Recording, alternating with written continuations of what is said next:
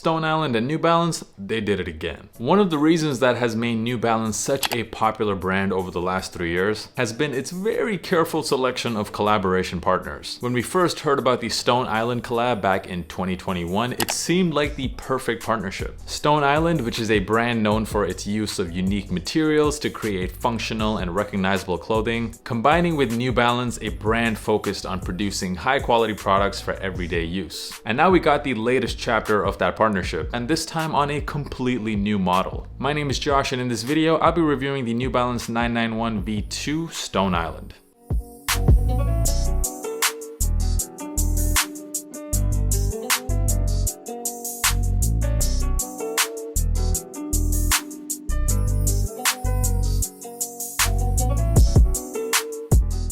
So these released initially on the Stone Island website for $280 or 270 euros, which is a very high retail price. Let's be honest, I almost felt like I was paying resale for this shoe. However, it's actually not that bad for a Stone Island collab. They released initially on the Stone Island website on October the 4th, or let me say they were supposed to release on that day. According to Stone Island customer service, the site was absolutely bombarded with bots that day, so that is why the release was a bit delayed. Luckily, the following day, thanks to a notification from my sneaker Discord group, Escape Notify, I was able to get these as soon as they went live on the website. So shout out to Escape Notify for yet another retail cop, and all of you guys out there based in Europe, if you are looking for access to a great sneaker Discord community, the link to join is in the description, and if you join using that link, you will bypass the waitlist, so check it out. For those of you who missed the initial drop of this sneaker, don't worry, because these will be releasing on New Balance as well as other retailers on October the 18th. But let's get into the product now, starting off with the box. This box features the Stone Island logo right in the center, that very popular compass logo.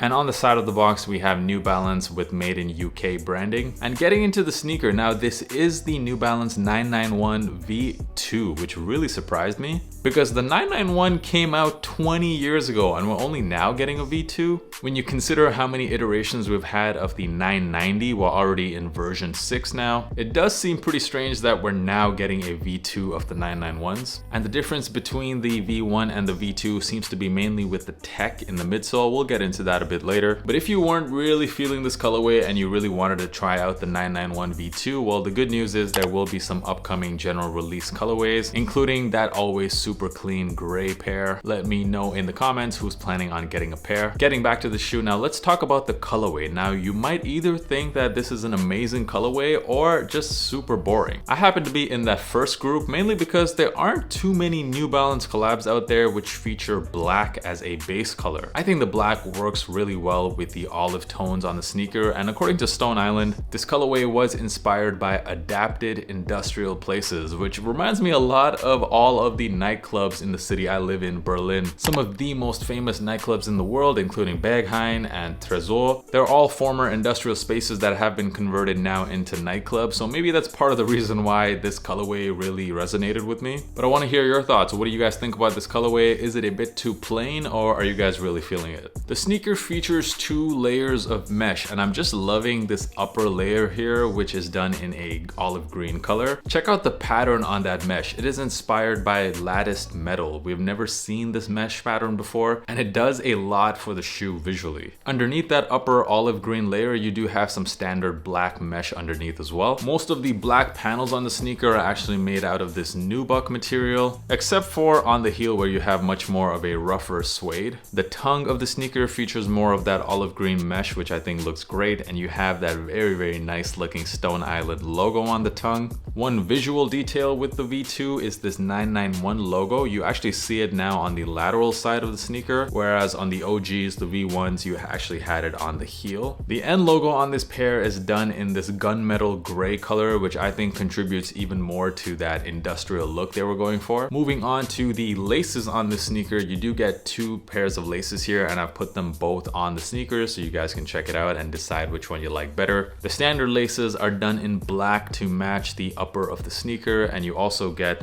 these gunmetal gray laces which match the end logo. Out of the two, I would say I personally prefer the black on these, but the gray one is honestly not that much more different. I don't feel like you're giving your sneaker an entirely different look with the gray laces. I think maybe olive laces would have been dope, but I would say I like the black ones the best. Moving down to the outsole of the sneaker, you can see that we have a translucent outsole here, and underneath you see that big bold Stone Island logo. And the midsole of the sneaker, well, that is where most of the difference is located between the V2 and the V1, because you'll notice that this sneaker uses fuel cell technology, and before this sneaker, the only other lifestyle model which featured fuel cell was the 990 V6. And you've heard me say multiple times on this channel, the comfort level on the V6s are just out of this world for me. That's why it's become my most worn sneaker this year. Before the 990 V6, the only other New Balance sneakers that featured fuel cell were running shoes. And you can definitely feel some of that soft cushioning, that soft fuel cell on the midsole of this pair as well. It does definitely feel softer than the V1 991s. But of course, I am someone who prefers that softer cushioning. That might not be for everyone. One thing they have kept here, however, is there are still some absorb cushioning pods on here just to give the sneaker a bit more firmness in the cushioning. And I'm guessing they did that because fans of the 991 were probably quite used to the firm cushioning on that sneaker. So that's why you still have a bit of an absorb in there just to firm up the cushioning a bit. However, I will say overall I do find these more comfortable than the V1s. Although it's not a drastic difference, the difference between the 990 V6 and V5 for me is much more drastic. And sizing on these, I got them in my true size, a US 11, and they fit pretty good.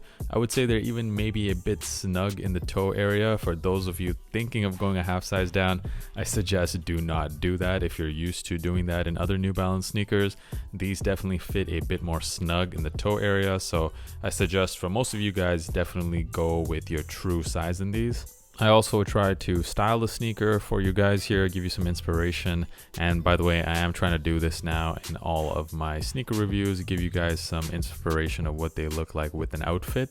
So what I got here is, so I tried to really play off the colors of the shoe, and I went with a bit of a utilitarian type of look here, heavy on the pockets. So I'm wearing kind of like a worker jacket from Stussy. It's got a lot of pockets. The cargo pants, also olive colored pants, and the colors are definitely vibing with the shoe. And I would probably wear something like this for sure if I'm going to be rocking these. Also, they look pretty great with some black pants, and if you have those Stone Island type of cargo pants, those are going to go perfect as well.